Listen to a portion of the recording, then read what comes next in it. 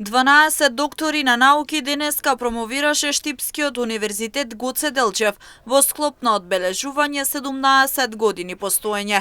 Најголем дел од докторите на науки се од областа на медицината и уште 4 има од останатите факултети. Имаме вкупно 8 од факултетот на медицински науки, тоа се од различни подрачја, значи од подрачјата кои што ги покрива факултетот за медицински науки, општа медицина, фармација и стоматологија. И имаме уште 5 доктори на науки од повеќе факултети по еден, од факултетот од природни и технички науки еден, од областа на машинството, од областа на туризам, од областа на економијата, вкупно, значи, мислам 12, не 13, грешки сум, уште 4 доктори на науки.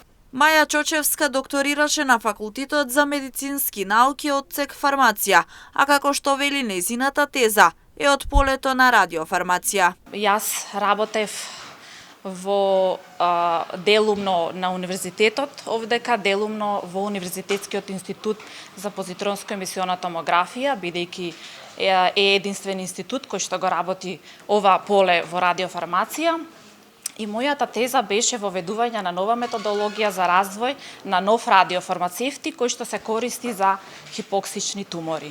Радиофармацијата во Македонија е се уште неразвиена и е многу потребно да се направи таков чекор каде што ќе се воведат нови развојни методи за синтеза, за производство на лекови, на фармацевски дозирани форми, на радиофармацевтици и навистина ќе допринесе особено во клиничката пракса. Теодора Топчева е новиот доктор на науки на Машинскиот факултет, а темата на трудот е мерење и изложеност на работниците на Бучава по погон за производство на автомобилска индустрија.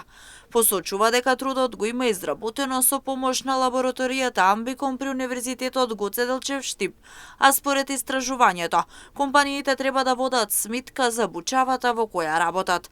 Според неа, реалниот сектор, а особено големите компании, внимаваат и ги почитуваат законските норми. Темата на докторатот беше анализа на нивоата на персонална изложеност на Бучева во погон за производство во автомобилска индустрија и влијанието врз перформансите на вработените. Влијанието ги утврдивме токму со оригиналниот труд кој што го изработивме, заедно со помош на лабораторијата, Теренската лабораторија за животна и работна средина Амбикон. Ги пресметавме влијанието врз концентрацијата на вработените и добивме навистина коефициент кој што укажува дека им влијанието се навистина значајни и треба компаниите да водат сметка. Оваа пракса се спроведува секоја година традиционално по повод одбележување на патрониот празник на Универзитетот Гоце Делчев.